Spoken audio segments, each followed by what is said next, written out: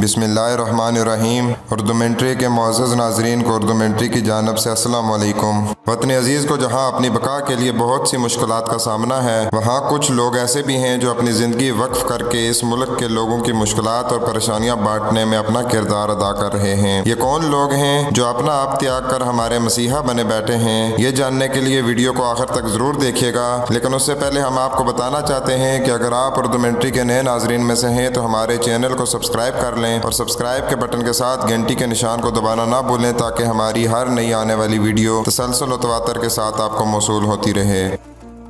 Doctor Mohammad Ramzan Chhipa Welfare Trust की अनथक मेहनत और लगन के पीछे डॉक्टर मोहम्मद रमज़ान छीपा का हाथ है, जो कि रोशनियों के शहर कराची में एक समाजी कारकुन के साथ साथ लोगों की खिदमत और मुर्दा लोगों की एहसन तरीके से तजहीज़ और तकफीन का अज़्म लिए नजर आते हैं। छीपा वेलफेयर ट्रस्ट पाकिस्तान की दूसरी बड़ी एम्बुलेंस सर्विस है। अपनी ज़िंदगी लोगों पर बीतने वाली नागहानी आफात से मुतासरीन और उनके अजीज़ व कारब के लिए वक्फ कर देना उनके लिए मामूली बात थी। आज छीपा वेलफेयर ट्रस्ट के ज़ेरे एहतमाम गुरबत मुफलसी से लाचार कौम के लिए राशन पानी का इंतजाम, सैलाब मुतासरीन की इमदाद, यतीम बच्चों के लिए छीपा यतीम खाना, बुजुर्गों के लिए छीपा ओल्ड होम, बेघर और बेसहारा खवातीन के लिए छीपा वुमेन शेल्टर होम, माजूर बच्चों के लिए छीपा चाइल्ड होम और गुरबत और मुफलसी के मारे वालदेन की आसानी के लिए छीपा पालना और नौमौलूद होम लोगों की फलाह बहबूद के लिए किए जाते हैं। डॉक्टर रमज़ान छीपा को सितारा इम्तियाज से भी नवाजा जा चुका है।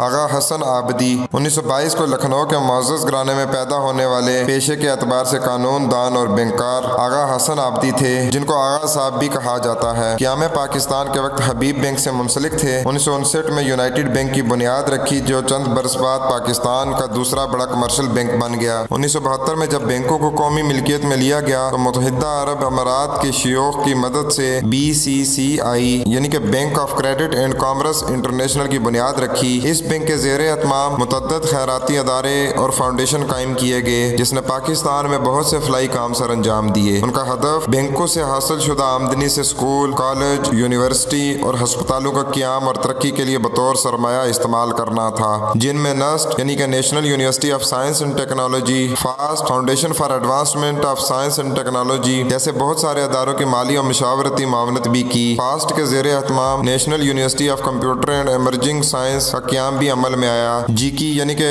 इसहाक Khan institute of science and technology Agha Hasan के ज़रखेज़ जहन की इख्तरा थी। उनकी इन्हीं खिदमात के सिलसिले में उनको हिलाल इम्तियाज से भी नवाजा गया।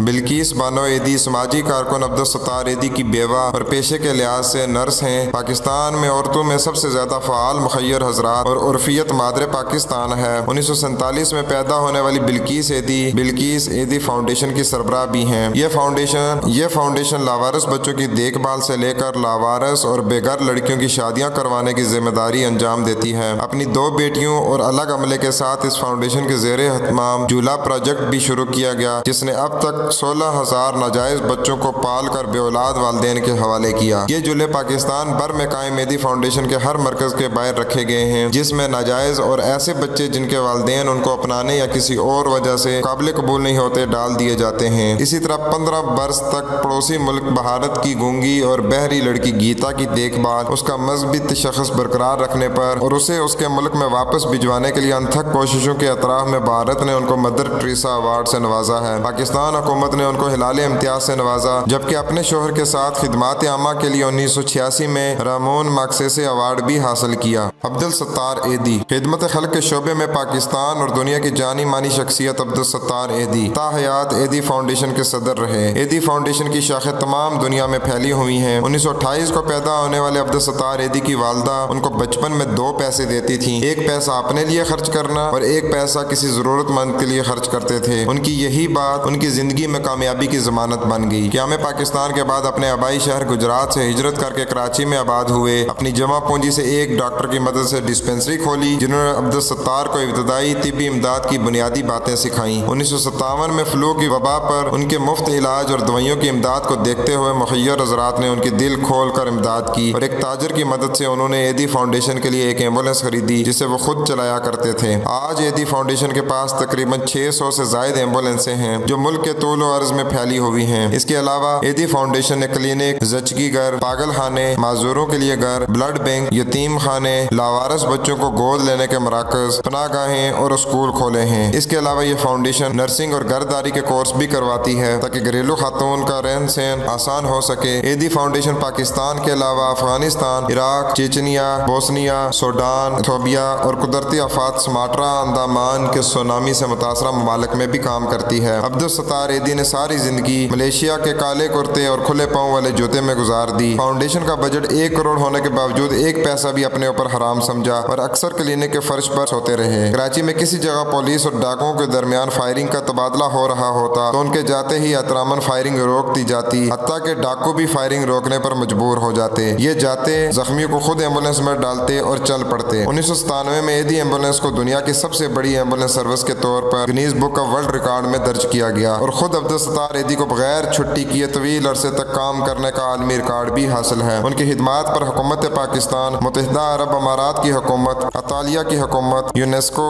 Guinness book of world Record, Paul Harris Foundation, Ramon Magsaysay Award اور لینن ایوارڈ سے نوازا گیا۔ ان کی دریا دلی اور رحم دلی کا یہ عالم تھا کہ 2016 میں وفات کے بعد ان کی وصیت کے مطابق ان کی آنکھیں بھی ضرورت مندوں کو عطیہ کر دی گئیں۔ تو معزز ناظرین، یہ تھی ہماری آج کی ویڈیو۔ اگر آپ کو ہماری ویڈیو پسند آئے تو اسے لائک، شیئر اور کمنٹ ضرور کیجیے گا۔ اپنا بہت سا خیال رکھیے گا۔ خوش رکھیں، خوش رہیں۔ السلام علیکم۔